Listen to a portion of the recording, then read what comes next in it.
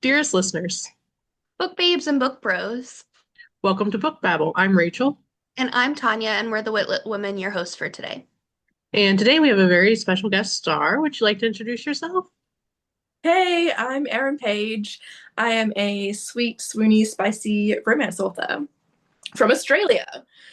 Yes, and she is current. It's like midnight where she's at, so she is a champ for joining us today. We appreciate it, Erin. Are you ready to babble? I am. Awesome. I will put 5 minutes on the clock. Well, my timer is loading, so give it just a second. Sure. I hope it loads. Oh, feeling some time. Zoom is being weird. Okay, there we go. All right. So my first question is literally always, what inspired you to write your stories?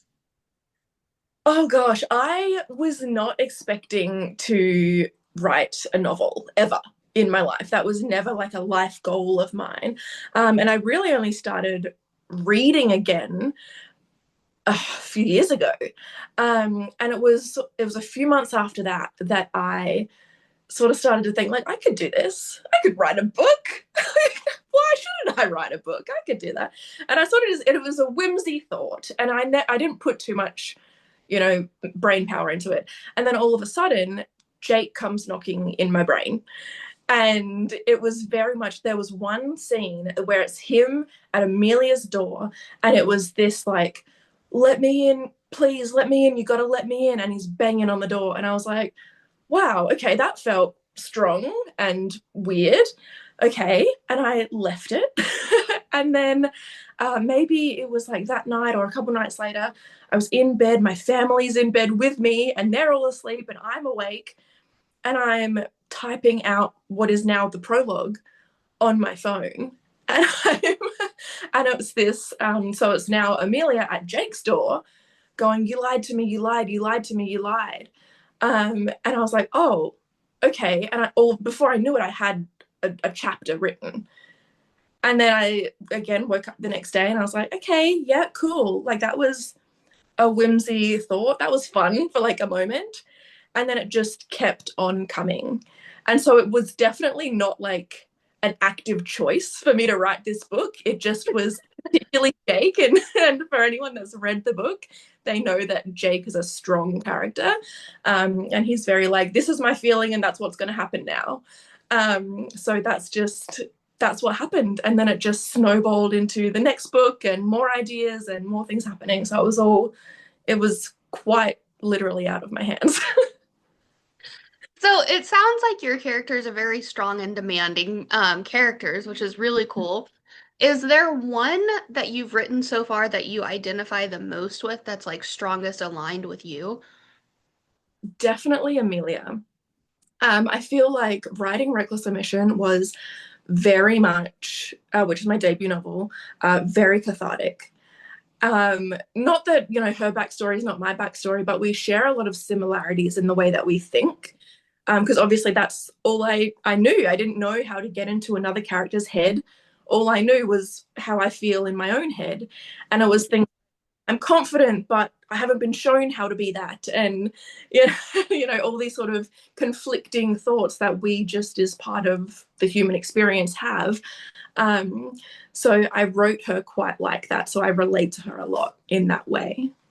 I love that. So you kind of touched on it already with like how you're writing, but what is your process for writing? How do you keep all of this, like the plot and the characters, like kind of organized in your mind? Yeah, so I'm what we call a pantser, which is a fly by the seat of your pants writer. And it really is like I'm not a big outliner. I don't have a lot of notes.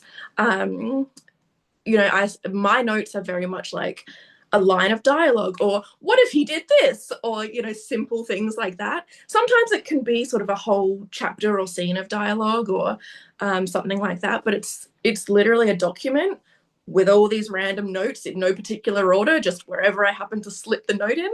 And writing Reckless Omission was just sort of me going, yep, I'll put this one in, and then that makes sense, and then this will happen next.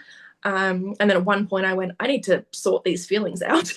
And I did, like just a word or a line that made sense, and I posted them all up on my wall and shuffled them around into an order that made sense. And what's funny is after that, I was like, okay, well, now I know what happened, so I don't need to write the rest. And I was like, oh, wait, no, I do need to write the rest because otherwise it will never happen. But there were a few months there where I didn't write because I was like, I know what happens, and it was boring to me now. And then I had to like really force myself to get back into it, which of course then I loved. But yeah, so now writing the second book, it was very much like, okay, now I have the notes, I'll put them into kind of the order, write it out, see what happens. And then I was able to shuffle them around to kind of work with a better timeline and all that sort of stuff. But yeah, it's very just notes and then throw them at a page and see what happens. But I'm not a super big plotter. That's amazing. Okay, so we're going to continue talking about that in just a moment, but our 5-minute AMA round is up. So we'll put this part on our social channels and the full episode will go on YouTube and Spotify like usual. But I wanted to just talk about your writing method because it's so unique. It's so fun. Like it's kind of chaos, but in a good way. Um, Organize. yeah. Does it ever get overwhelming with like all these thoughts flying around and um just like not having a plot, or do you prefer it that way where like you said, when you figure out what happens at the end, you get bored and you're just like, I don't need to write it now. Is that something that happens all the time? Not necessarily. I think that the way that I write, because these notes are so sometimes vague or just a line or, you know, a very short, he says this, then she says that, and, you know, I might have 6 lines of just that. It's like him line, her line. It's very basic. That when I do go to write it, I have to fill in the whole scene and what's happening around them. Okay. And I don't know necessarily where that's going to go in the book. And I could plan to, you know, have it, okay, well, that makes sense to go after there. And then all of a sudden it's like, well, 5 chapters happened between that I wasn't planning. And in fact, that happened in Reckless Omission, that I was like, yes, okay, I'm going to write this scene next. And then as I finished the chapter before it, I was like, oh, but then this would have to happen to get to there. And then I'm like, okay, 5 chapters later, now I can write that scene. And so the chaos does happen. It does come in and it does get somewhat overwhelming, especially now that I have, you know, the next book I'm writing is the first in a series. It's the first in my Atherwood series, which is small town, found family sort of romance there.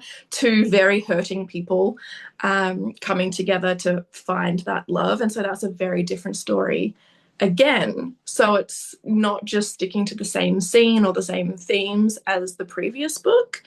And even in this series, we're going to see a lot of different stories. One of them will end up meeting somebody from the city. So that will be a challenge to figure out how it's not long distance, but it's how their relationship is going to work when he's still a city guy. He's not moving there. And she's from Atherwood. So each book still comes with its own challenges and how to write it.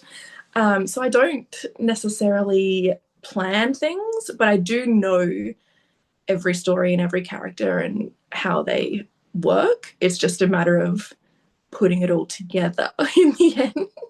I love that. Like you said, organized chaos. It honestly sounds so fun to just kind Mm. of fly by the seat of your pants the way that you said. Yeah, Um, and we do get some really hilarious stories that come out of that.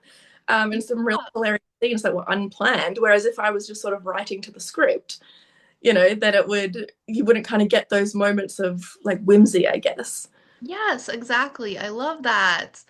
Um, all right. Well, usually I chat the entire time, so I've been trying to let Rachel have some more space to talk. So I'm gonna open the floor to her. I don't know. I'm just super enraptured by it. I think like your process sounds so magical and it's like so aligned with the way I think about things. Like that's how my process is just kind of like not chaos. I don't call that chaos, but I guess it's probably chaos for somebody that could, you know, on the outside. So I'm super enthralled by that. Um, do you have any advice for like people who are trying to start writing or newer indie authors? What kind of advice can you share? I think that my biggest advice is just write it however it comes out. There are authors I know where their first draft is pretty much just the outline of their book. It's not super detailed. It's not, they don't have every moment and every nuance ready. And then you have writers like me who write a first draft as if it's the final draft. And so just write the book however it comes out. Your first draft is supposed to be messy. It's not supposed to be ready to print or ready to publish. It's supposed to be messy. It's supposed to be worked with. The whole point of a first draft is for it to exist, is to get the story out on the page. So for somebody that is looking to write, just write it. You don't need to do the 1,000 words a day. You don't need to do just write a sentence every day. It's right when you feel it. For me, I'm a mood writer as much as I am a mood reader. So for anyone looking to start writing, just write it. Just write it and see what happens. And if you want to outline it a bit and you think that'll keep your thoughts in line, go for it. And if you don't, then don't. Everyone writes differently, and that's such a beautiful thing. And that's why we get all these crazy, amazing stories. That's incredible advice. And okay, so Rachel, I'm gonna share a little detail. Rachel had told me a couple of months ago that she was thinking about writing a book.